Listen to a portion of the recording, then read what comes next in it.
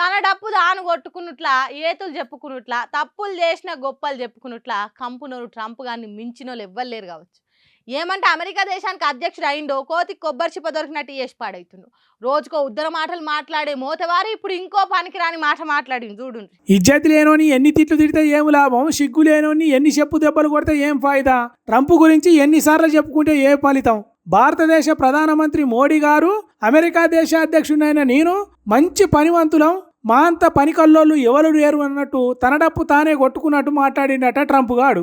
ఆ ముచ్చటను మన దేశంలో ఉన్న యుఎస్ ఎంబాసీ వాళ్ళు ఎక్స్లో షేర్ చేసిండ్రట. ఇక చెప్పుర్రి, ట్రంప్ అనేటోనికి సిగ్గు శర ఉన్నదా ఇట్లా మాట్లాడటానికి? ప్రశాంతంగా ఉన్న ప్రపంచాన్ని అల్లా కల్లోలం చేస్తున్నాడు.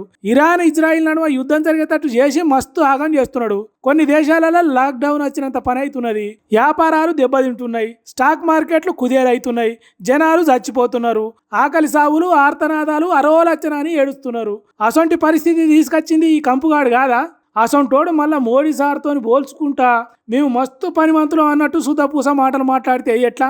సిగ్గు లేదానే జీడి గింజ అంటే నల్లగున్న నాకెందుకు సిగ్గు అన్నట్టు సిగ్గు శరం ఇడిచేసి మాట్లాడుడేంది? ఆ నడుమ భారతదేశానికి తారీఫ్ రేట్లు పెంచి మన దేశాన్ని చెప్పినట్టు వినేటట్టు చేసుకొని రష్యా నుంచి ఆయిల్ కొనకుండా చేసిండు. మళ్ళా తర్వాత 30 రోజులు కొనేదానికి పర్మిషన్ ఇచ్చిండు. దానికి వాడు మన దేశానికి ఏదో మస్తు మేలు చేసినట్టు భవిష్యత్తులో భారతదేశం అమెరికా దేశాల నడుమ దోస్తాను ఇట్లనే ఉంటుందని చెప్తున్నాడు. ప్రపంచ దేశాలను తన పాదాల కింద పెట్టుకోవాలని అనుకునే అమెరికాడు చేస్తున్న అరాచకం చూస్తలేవా? వాని ఉద్దారకం పనులు కళ్ళ ముందట కనిపిస్తలేవా? అసొంటోడు పనివంతుడు ఎందుకు అవుతాడు, రాక్షసుడు అవుతాడు కానీ అని దునియా దేశాల పబ్లిక్ మాట్లాడుకుంటున్నారట.